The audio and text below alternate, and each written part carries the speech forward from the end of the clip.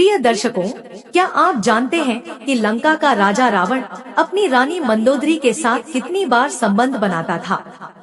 ऐसा क्या था कि रावण की उतावलेपन मंदोदरी को थका देती थी? यह सुनकर शायद आपको अचंभा हो, मगर चाहे देवता हो या दानव हो या मानव, वासना तो हर प्राणी के मन में बसती है। आज मैं आपको रामायण के उन गुप्त पन्नों की कहानी सुनाऊंगी जो शायद ही किसी ने उजागर की हो।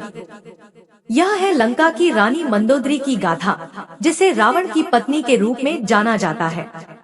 लेकिन सवाल यह है कि क्या मंदोदरी केवल रावण की रानी थी या उसके दिल में कोई और भी बसता था? कुछ प्राचीन कथाएं फुसफुसाती है कि वह कभी किष्किंधा के शूरवीर बाली की प्रिया थी, तो फिर वह रावण के जीवन में कैसे आई? क्या रावण का प्रेम सच्चा था या वह केवल मंदोदरी की सुंदरता का भूखा था? क्या उनके रिश्ते के पीछे कोई अनकहा रहस्य छिपा है? आज हम उन सभी रहस्यमय पर्दों को उजागर करेंगे जो आपको चौंका देंगे। इन सवालों के जवाब जानने के लिए इस कथा को अंत तक ध्यान से सुनें। लेकिन रुकिए, रामायण में कहा गया है कि कोई भी कथा या सीख अगर अधूरी छोड़ी जाए तो वह पाप के समान है। इसीलिए मैं आपकी दोस्त प्रीति आपसे निवेदन करती हूँ कि इस कहानी को अंत तक जरूर सुनें। तो चलिए इस रहस्यमय कथा की शुरुआत करते हैं। लंका की सुनहरी नगरी में, जहां समुद्र की लहरें हर पल किनारों से टकराती थी, वहां राजमहल की सबसे ऊंची मीनार पर मंदोदरी खड़ी थी। उसकी आंखें दूर क्षितिज पर टिकी थी, मानो वह समुद्र की गहराइयों में कुछ खोज रही हो। उसके लंबे काले केश हवा में लहरा रहे थे और चेहरा शांत परंतु गहन विचारों में डूबा हुआ था।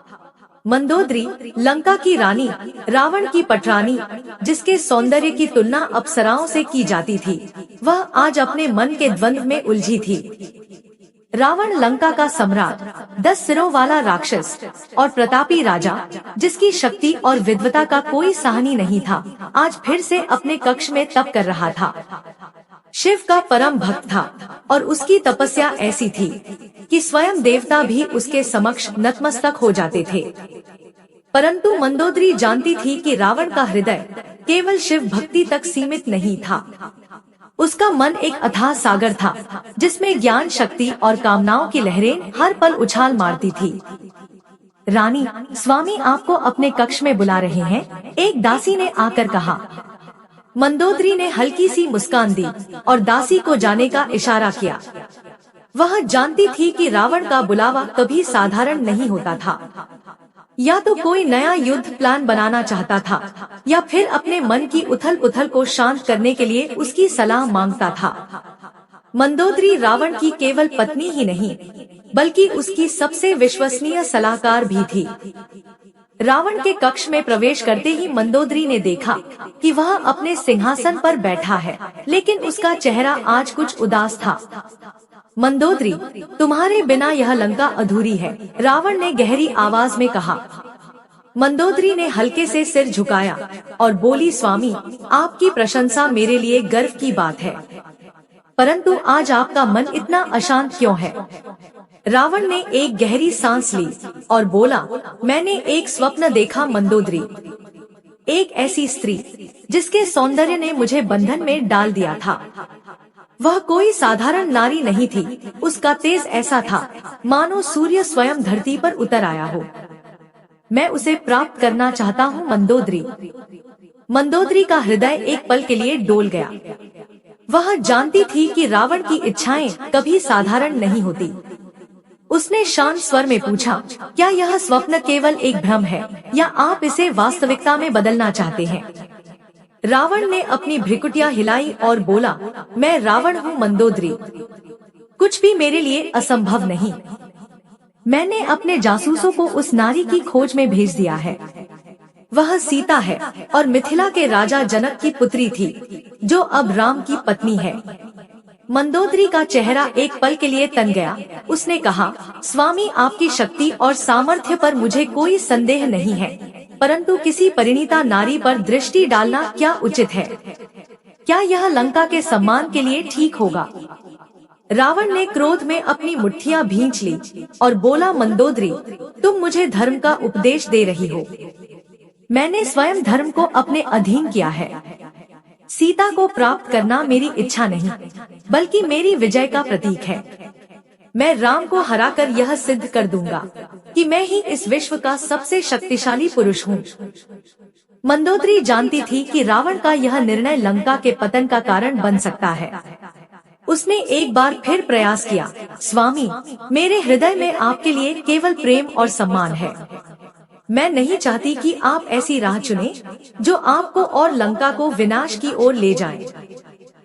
रावण ने मंदोदरी की ओर देखा। उसकी आंखों में एक अजीब सी चमक थी। वह उठा और मंदोदरी के पास आया।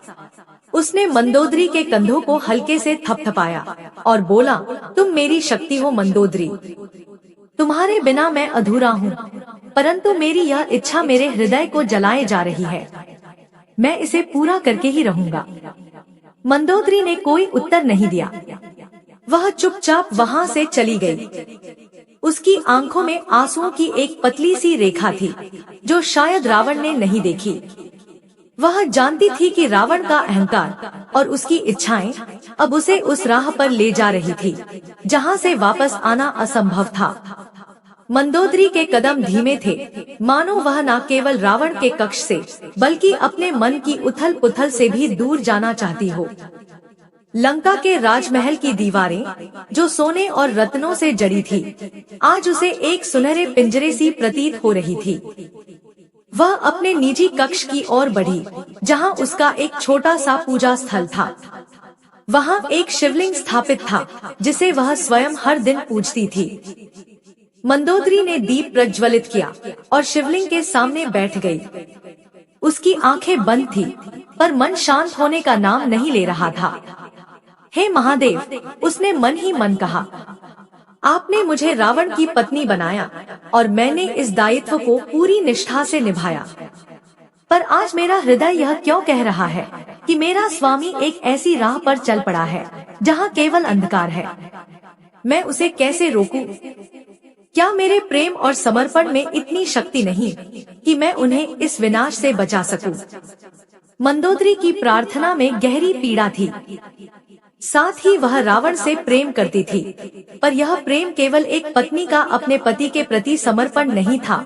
यह उस पुरुष के प्रति श्रद्धा थी, जिसने अपनी विद्वता से वेदों को आत्मसात किया था, जिसने अपनी तपस्या से स्वयं इंद्र को परास्त किया था और जिसने लंका को विश्व की सबसे समृद्ध नगरी बनाया था। परंतु वही रावण आज अपनी इच्छाओं का दास बनता जा रहा था। सीता का नाम सुनकर मंदोदरी के मन में एक अजीब सी जलन नहीं, बल्कि भय उत्पन्न हुआ था। वह जानती थी कि यह इच्छा रावण की केवल एक स्त्री के प्रति आकर्षण नहीं, बल्कि उसकी अहंकारी प्रकृति का एक और प्रकटीकरण थी। उसी क्षण कक्ष के द्वार पर एक हल्की सी आहट हुई। मंदोदरी ने आंखें खोली और देखा कि वहां उसकी सखी और विश्वासपात्र दासी सुलोचना खड़ी थी। सुलोचना मंदोदरी की बचपन की सहेली थी, जो उसके साथ मायासुर की नगरी से थी। सुलोचना का चेहरा चिंतित था। रानी, क्या हुआ? आपकी आंखें लाल क्यों है? सुलोचना ने धीरे से पूछा। मंदोदरी ने हल्की सी मुस्कान के साथ अपनी भावनाओं को छिपाने की कोशिश की। कुछ नहीं सुलोचना, बस मन थोड़ा अशांत है। सुलोचना मंदोदरी के पास बैठ गई और बोली, रानी, आप मुझसे जरूर कुछ छिपा रही हैं, क्योंकि आपके चेहरे पर मैं वह पीड़ा देख सकती हूँ जो केवल तब उभरती है जब स्वामी रावण का कोई निर्णय आपको आहत करता है। क्या बात है? अब क्या उन्होंने फिर से कोई ऐसी बात कही जो लंका के लिए शुभ नहीं है? मंदोदरी ने एक गहरी सांस ली। वह जानती थी कि सुलोचना से कुछ छुपाना असंभव था। उसने धीरे से कहा, सुलोचना, स्वामी ने एक स्वप्न देखा है, एक नारी का, जिसे अब वे प्राप्त करना चाहते हैं। वह नारी कोई और नहीं, बल्कि अयोध्या के राजकुमार राम की पत्नी सीता है। सुलोचना की आंखें आश्चर्य और भय से फैल गई। रानी, यह तो बहुत बड़ा संकट है।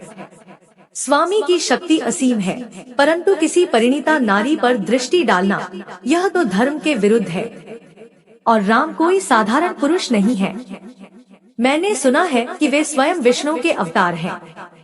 मंदोदरी ने सिर हिलाया। मैंने भी स्वामी से यही कहा सुलोचना, और लेकिन उनका अहंकार उनकी बुद्धि पर पर्दा डाल चुका है। वह इसे अपनी विजय का प्रतीक मान रहे हैं। मैंने उन्हें समझाने की बहुत कोशिश की, पर उनकी इच्छा ऐसी अग्नि बन चुकी है जो सब कुछ भस्म कर देगी। सुलोचना कुछ देर चुप रही, फिर बोली, रानी, आपको कुछ करना होगा। आप स्वामी की सबसे प्रिय पत्नी है। यदि कोई उन्हें इस राह से रोक सकता है तो वह केवल आप है। मंदोदरी ने एक गहरी सांस ली और बोली, पर कैसे सुलोचना? मैंने अपने प्रेम से, अपनी बुद्धि और अपने तर्कों से उन्हें समझाने की कोशिश की, पर वे सुनने को तैयार नहीं हैं। मैं एक पत्नी हूँ सुलोचना। मेरे पास ना तो स्वामी जैसी शक्ति है, ना ही उनकी जिद के सामने खड़े होने का साहस। सुलोचना ने मंदोदरी का हाथ थामा और बोली, रानी, प्रेम में बहुत शक्ति होती है जो एक योद्धा में भी नहीं होता। आपका प्रेम स्वामी को बचा सकता है। आपको केवल सही समय और सही तरीके की आवश्यकता है। मंदोदरी ने सुलोचना की बातों पर विचार किया।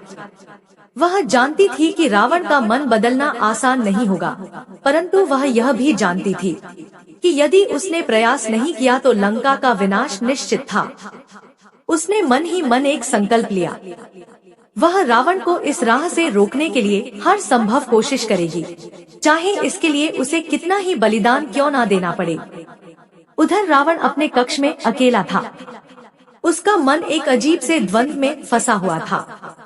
वह एक ओर अपनी शक्ति और सामर्थ्य पर गर्व करता था, तो दूसरी ओर मंदोदरी की बात है उसके मन में गूंज रही थी। रावण कोई साधारण पुरुष नहीं था। वह एक ऐसा विद्वान था जिसने वेदों और शास्त्रों का गहन अध्ययन किया था। वह जानता था कि धर्म क्या है और अधर्म क्या है, और धर्म के विरुद्ध चलने का परिणाम क्या होता है, वह भी वो जानता था। परंतु उसका अहंकार इतना प्रबल था कि वह अपनी इच्छाओं को धर्म के तराजू में तौलने को तैयार नहीं था। रावण ने अपने कक्ष की खिड़की की ओर देखा। बाहर समुद्र की लहरें उछाल मार रही थी। उसने मन ही मन सोचा, मैंने स्वयं इंद्र को परास्त किया है। मैंने कुबेर को हराकर इस लंका को जीता है। मेरे सामने स्वयं ब्रह्मा भी नतमस्तक हुए हैं। फिर इस राम की औकात है, एक वनवासी राजकुमार को जो अपनी पत्नी की रक्षा भी नहीं कर सकता। मैं उसे हराकर सिद्ध कर दूंगा कि मैं ही इस विश्व का सर्वश्रेष्ठ योद्धा हूँ। परंतु कहीं ना कहीं रावण के मन में एक छोटा सा संदेह भी था। वह मंदोदरी की बातों को पूरी तरह नकार नहीं पा रहा था। वह जानता था कि उसकी पत्नी की बातें गलत है, यह उसकी आत्मा की आवाज थी। रावण जानता था कि मंदोदरी कभी भी उसका अहित नहीं चाहेगी, परंतु उसका अहंकार उसे यह स्वीकार करने से रोक रहा था कि वह गलत हो सकता है। रावण ने अपने भाई विभीषण को बुलाने का आदेश दिया। विभीषण रावण का छोटा भाई था। लंका में अपनी धर्मनिष्ठा और बुद्धिमत्ता के लिए जाना जाता था। रावण जानता था कि विभीषण उसकी योजना का समर्थन नहीं करेगा, फिर भी वह उसकी राय जानना चाहता था।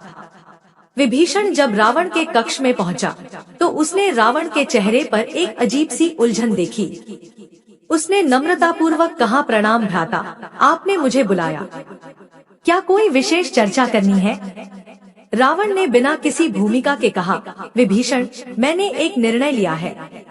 मैं अयोध्या के राजकुमार राम की पत्नी सीता को लंका लाना चाहता था। उसे हराकर यह सिद्ध कर दूंगा कि मैं ही इस विश्व का सबसे शक्तिशाली पुरुष हूँ। विभीषण के चेहरे पर एक क्षण के लिए भय और निराशा के भाव उभरे। उसने शांत स्वर में कहा, भ्राता, आपकी शक्ति और सामर्थ्य पर किसी को संदेह नहीं, परंतु किसी परिणीता नारी का अपहरण करना धर्म के विरुद्ध है। राम कोई साधारण पुरुष नहीं है, वे स्वयं धर्म के अवतार हैं। यदि आप यह कदम उठाएंगे तो यह लंका के लिए विनाशकारी होगा। रावण की भ्रिकुटी तन गई। उसने क्रोध में कहा, विभीषण, क्या तुम भी मंदोदरी की तरह मुझे डराने की कोशिश कर रहे हो? मैं रावण हूँ, मेरे सामने कोई नहीं टिक सकता। विभीषण ने सिर झुकाया और बोला, भ्राता, आपको डराना नहीं चाहता, मैं केवल आपका और लंका का हित चाहता हूँ। कृपया मेरी विनती पर विचार करें। रावण ने कोई उत्तर नहीं दिया। उसने विभीषण को जाने का इशारा किया। जैसे ही विभीषण कक्ष से निकला, रावण ने अपने मुट्ठियां भींच ली। उसका मन अब और अधिक दृढ़ हो चुका था। वह सीता को लंका लाकर ही रहेगा, चाहे इसके लिए उसे कितनी ही कीमत क्यों ना चुकानी पड़े। अब लंका की कहानी समाप्त हुई, पर मंदोदरी की कहानी अमर हो गई। वह न केवल रावण की पत्नी थी, बल्कि एक ऐसी नारी थी जिसने अपने प्रेम और कर्तव्य के बीच संतुलन बनाने की कोशिश की। उसे उसका संघर्ष, उसका बलिदान और उसका प्रेम रामायण की उन अन्य कई कथाओं में से एक है, जो हर युग में प्रेरणा देती है। राम और सीता अयोध्या लौट गए और लंका विभीषण के शासन में फिर से उठ खड़ी हुई, और मंदोदरी का नाम लंका की हर गली में, हर मंदिर में और हर हृदय में गूंजता रहा। वहीं एक ऐसी पत्नी और सबसे बढ़कर एक ऐसी नारी थी, जिसने अपने प्रेम को धर्म से ऊपर नहीं, बल्कि धर्म के साथ जोड़ा। तो दोस्तों, आपको ये कथा कैसी लगी, कमेंट में जरूर बताइएगा। वीडियो पसंद आया होगा तो चैनल को सब्सक्राइब करना मत भूलिएगा। यहाँ तक वीडियो देखने के लिए मैं प्रीति आपका दिल से धन्यवाद करती हूँ।